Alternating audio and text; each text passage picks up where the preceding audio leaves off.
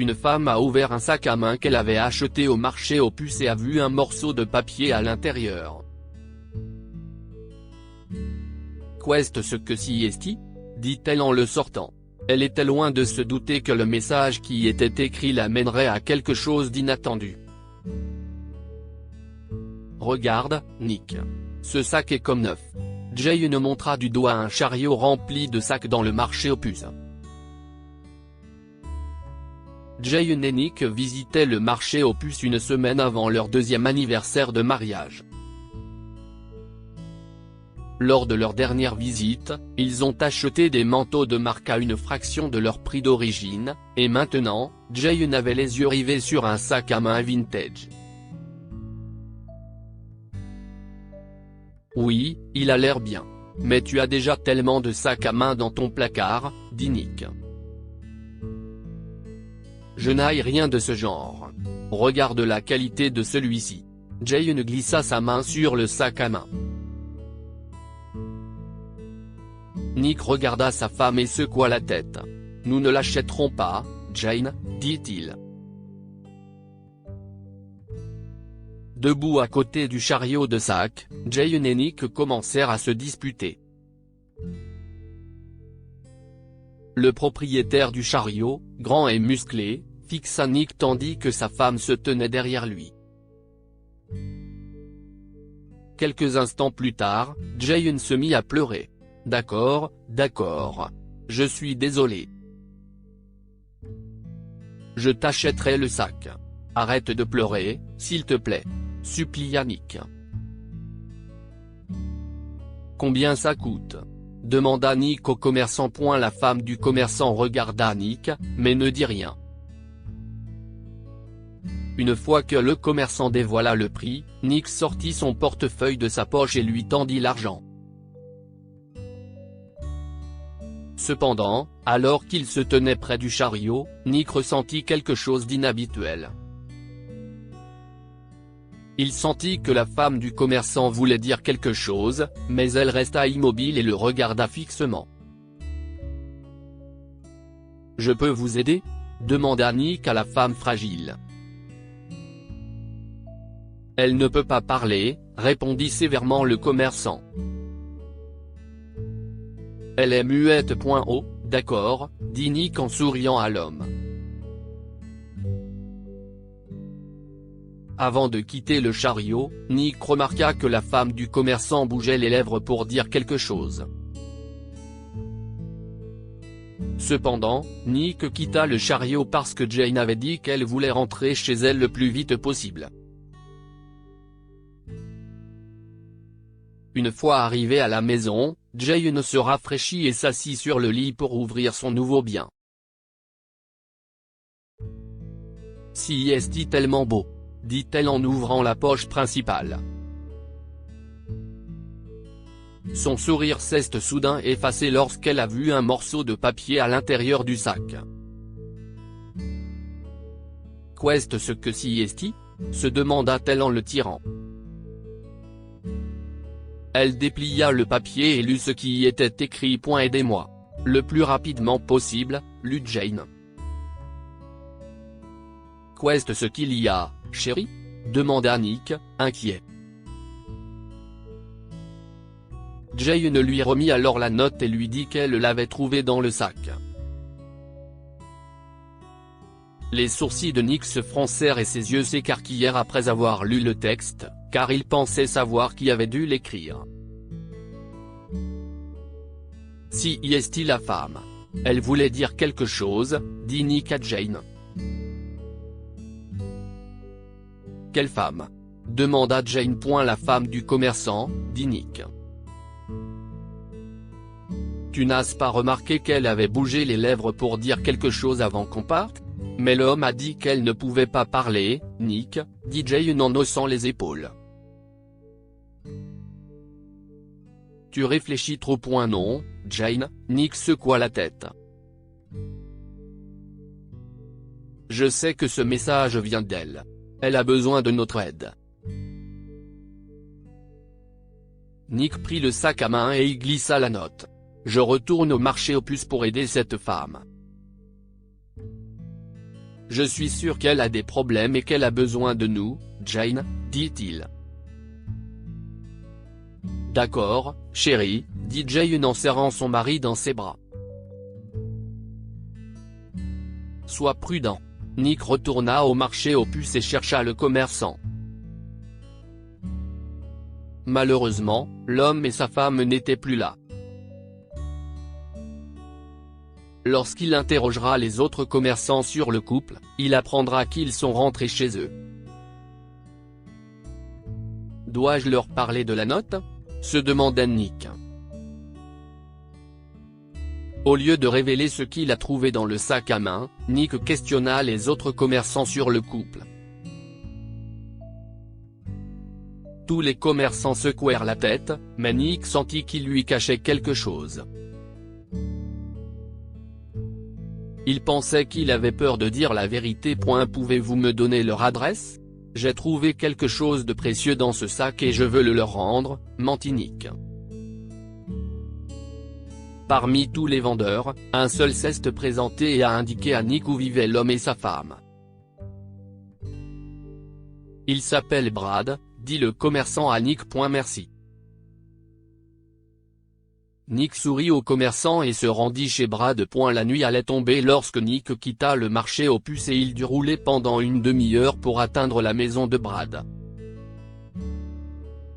Le commerçant et sa femme vivaient dans une caravane garée entre des buissons à la périphérie de la ville.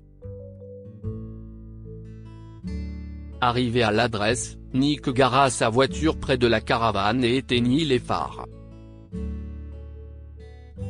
Il aperçut deux silhouettes en mouvement à travers les stores qui couvraient la fenêtre de la caravane. On dirait qu'ils se battent, dit-il. Lorsque Nick sortit de sa voiture, il entendit l'homme crier après sa femme. Elle a certainement besoin de mon aide, dit Nick en frappant à la porte de la caravane. Soudain, Brad devint silencieux et se dirigea vers la porte pour voir qui était là. Recevoir des visiteurs n'était pas habituel puisqu'il vivait loin de la ville. « Qui est là ?» grommela Brad avant d'ouvrir les stores pour voir ce qui se passait à l'extérieur. « Qu'est-ce ce que vous faites ici ?» Les sourcils de Brad se froncèrent et ses yeux s'écarquillèrent. Il était furieux de voir Nick sur le pas de sa porte. « Allez-vous-en !» Avant que Nick ne puisse répondre, Brad baissa les stores et éteignit toutes les lumières à l'intérieur de la caravane pour que Nick ne voie rien. « Hé ! Ouvrez la porte !» Nick cria et frappa à la porte, mais Brad ne répondit pas. « Que dois-je faire maintenant ?» se demanda Nick. Il était sûr que la femme de Brad avait mis le mot dans le sac à main, mais il ne pouvait pas l'aider.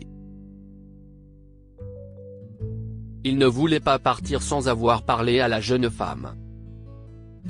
« Mademoiselle, je suis là pour vous », cria Nick. Nick n'était pas sûr que cette astuce fonctionnerait, mais il est resté à l'extérieur de la caravane dans l'obscurité et a attendu que la femme réponde.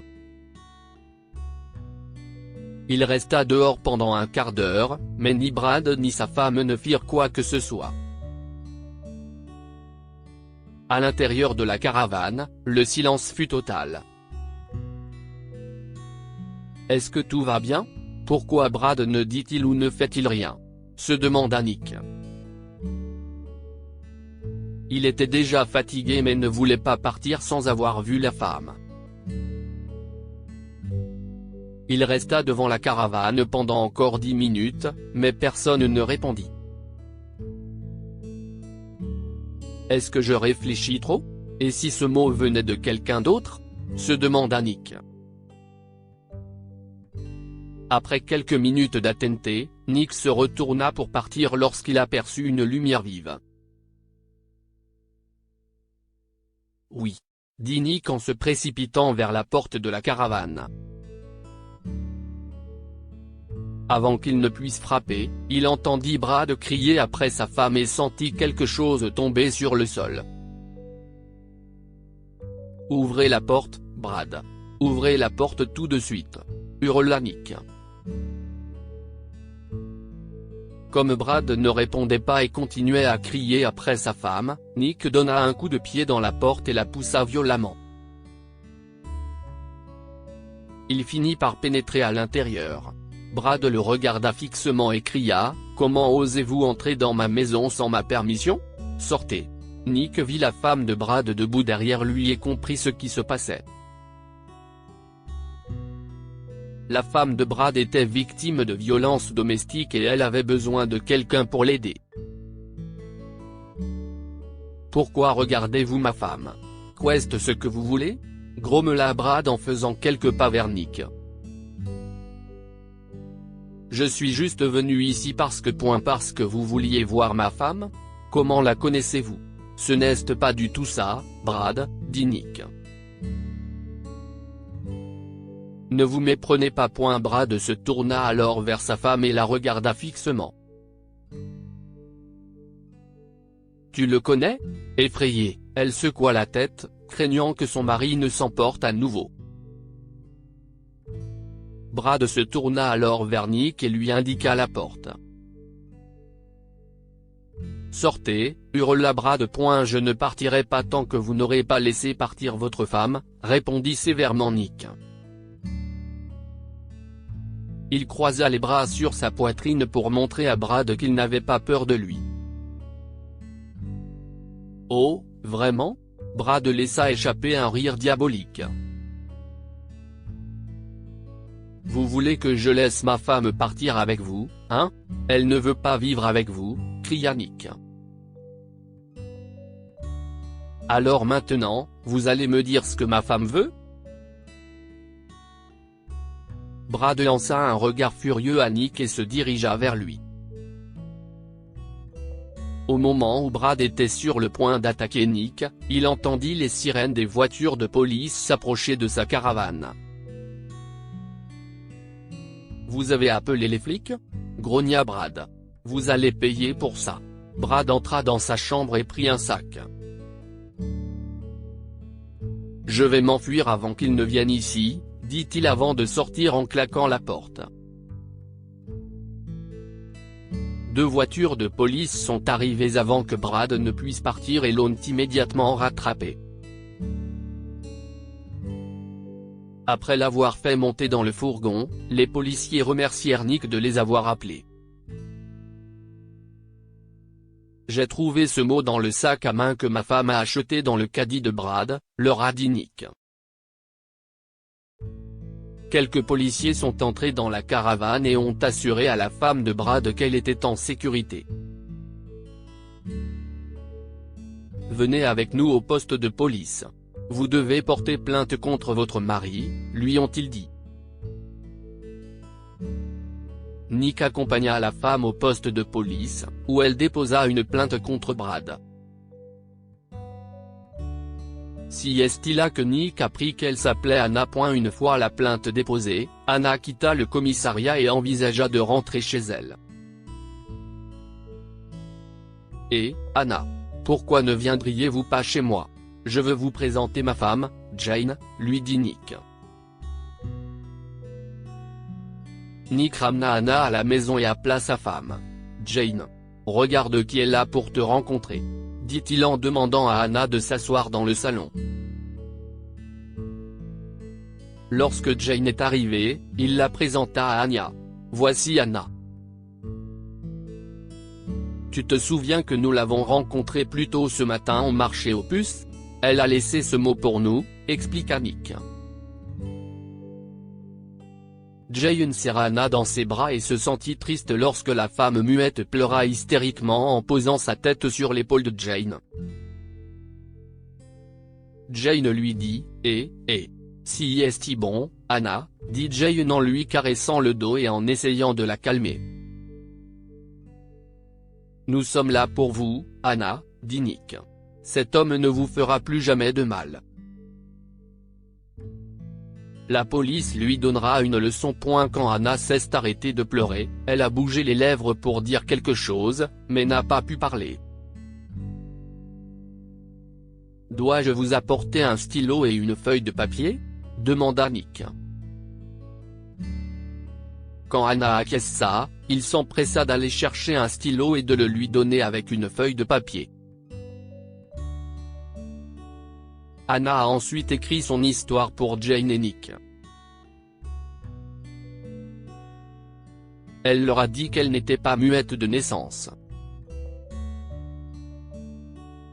Quand elle était jeune, elle a épousé un homme riche qui l'aimait et s'occupait d'elle.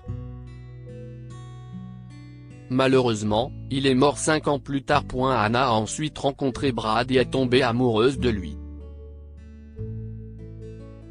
Au début, il semblait être un homme bien. Elle pensait vivre heureuse avec lui, mais la vérité sur sa personnalité s'est révélée à elle quelques semaines après leur mariage. Il a dépensé tout mon argent dans un casino et m'a forcé à vendre tous mes vêtements, chaussures et sacs de marque, lit Jane. Il perdait souvent son sang-froid et avait des problèmes d'alcool. J'ai toujours eu peur de vivre avec lui. Un jour, Brad a perdu tout son argent au casino et est rentré à la maison en colère. Lorsqu'il s'est battu avec Anna, celle-ci a été trop stressée et a perdu l'usage de la parole. Depuis ce jour, je n'ai pas dit un mot, lit Jane. Brad disait toujours aux gens que j'étais muette de naissance. Il a rendu ma vie misérable. Après avoir appris l'histoire déchirante d'Anna, Nick et Jane ont décidé de l'aider. Ils ont payé son traitement et l'ont autorisé à vivre avec eux jusqu'à ce qu'elle trouve un emploi. Pendant ce temps, Nick s'est excusé auprès de Jane pour lui avoir crié dessus et lui a promis qu'il n'élèverait plus jamais la voix. « Je t'aime, Jane », lui dit-il en lui tenant la main. Quelques semaines plus tard, Anna a trouvé un emploi et un logement sûr. Elle quitta la maison de Jane et Nick, mais promit de rester en contact avec eux. 6 mois plus tard, Anna et Jane ont créé un groupe de soutien pour les femmes victimes de violences domestiques. Elles ont collecté des fonds pour ces femmes et les ont aidées à vivre dans un environnement sécurisé, loin des hommes qui rendaient leur vie misérable. Que pouvons-nous apprendre de cette histoire ? Élever la voix contre la violence domestique. Garder le silence sur la violence domestique équivaut à soutenir l'oppresseur. Les gens devraient s'élever contre la violence domestique comme Nick et Jane. Aidez toujours les autres. Nick et Jane auraient pu ignorer le message sur le papier à l'intérieur du sac à main, mais ils ne l'ont pas fait. Ils ont retrouvé Brad et sauvé sa femme. Partagez cette histoire avec vos amis et votre famille. Elle pourrait les inspirer et illuminer leur journée. Cliquez ici pour lire une autre histoire, celle d'un sans-abri qui a trouvé le journal intime d'une jeune fille dans une benne à ordures et qui s'est précipité pour l'aider. Abonnez-vous à Mon Mama sur Google News.